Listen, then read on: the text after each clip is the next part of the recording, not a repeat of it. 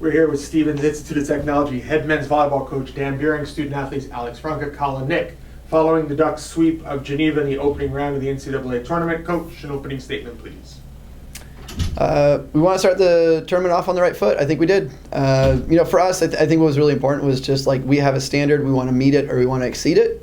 We were just really interested in the quality of ball on our side of the net. And I was just really proud of the guys' effort. I thought execution was really, really high. Attitudes were awesome.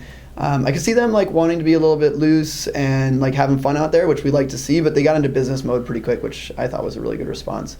But what I thought was really fantastic was we were able to kind of show our depth. We just 1 to 18, we just have so many great players on the squad, and it's just awesome to see those guys get opportunities out there because of how hard everybody works. So when you have that B squad winning 30-40% of the time, it's just really nice to get them out there and let everybody see how great they are and let them get the respect they deserve because this has been an incredible team effort all year long, and we're looking to go really hard and trying to see if we can't get a really good win tomorrow against a strong Wentworth team. Coach, you talked about depth. It's been a staple of Stevens men's volleyball all season. 11 different players with at least one kill. Is that a testament to the depth, or is that a testament to just moving the ball around and keeping your options open on offense?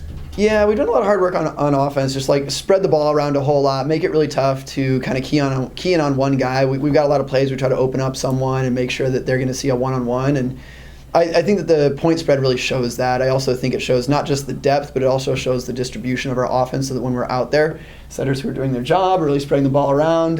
We don't want to be a one-trick pony. So I think it's nice when you're out there and it's like, gosh, I mean, I don't want to have to deal with trying to stop like a Chris Varsveld and an Alex. I don't want to try to deal with trying to stop a Kobe and a Connor. Like that's really, really difficult to do. So we're just trying to put our opponents in a really bad spot, and I think you guys are doing a great job at it so far. So keep it up.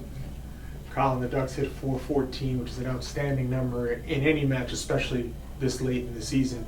How are you guys able to execute your offense, and was that a testament to more you do what you wanted to offensively, or being able to take advantage of Geneva's presence at the net?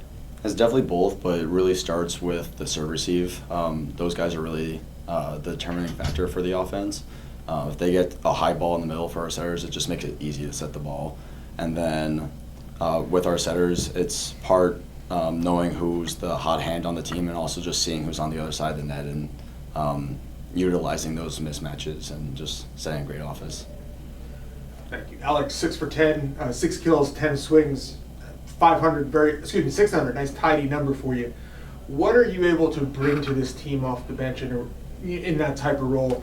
Not just hitting well, but hitting efficiently as well. Yeah, I see my role as just contributing to the team as whatever I possibly can. If that means coming off the bench and hitting, or if that means just being on the bench and telling players what they can do to play better on the court. Like whatever best puts the team first is kind of what everyone's mentality is. At the end of the day, it's a team result, not a personal result. So that's the kind of mentality of when I go out and play. Alex, you talked about energy. The building was loud. There was a lot of people in the building.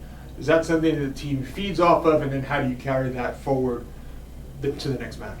It's honestly something the team tries to block out and try and focus on what we're doing on the court. The energy in the crowd, if they're distracting you from your game, even if it's 1%, they're doing your job.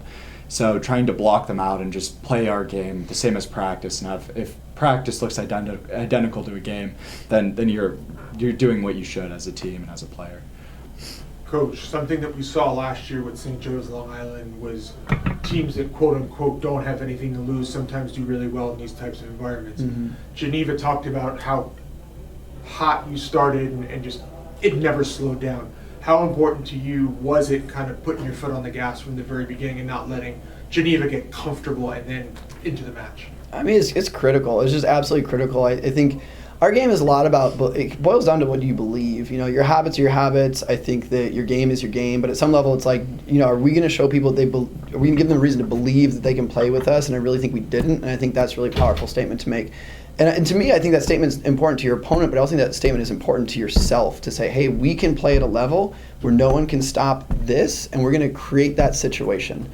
So I just really, I just look at the leadership of our team, and when I think about the leadership of our team, it's really everybody. I think it starts Alex as a team captain. We're really bummed we'll miss him next year.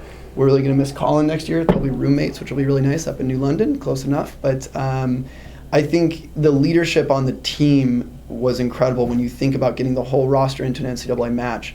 You think about setting that standard, exceeding that standard, and everybody went in, met it, or exceeded it. That has a lot to do with leadership. And I just, to me, I'm just floored with the character on this team with these guys and the leadership that we have. So I think that's a lot of what drives the result that I see you pointing at. Yeah, it was good to keep them down.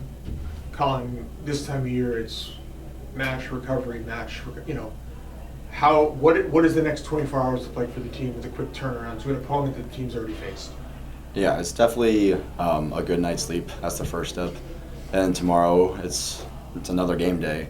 You could rest and then eat your food, whatever. But then after that, we always have a pregame meeting around 2.5 hours. Yeah, 3:30 tomorrow. Yeah, at 3:30 tomorrow. We always do a little scout, and we do a nice breathing routine, and then we're set for the match. And it's the same thing every day for practice or a game day. The game day routine's the same thing, so then we're just put in that business mindset and we're ready to go. Alex, we'll close with you, as is always the tradition in Stevens Hoboken Regionals. What's the food plan for tonight? The food plan, I think, is Doba and going and getting the Stevens discount. I think that's just kind of the team favorite and hard to go wrong. Well, enjoy. Good luck tomorrow. Thank you.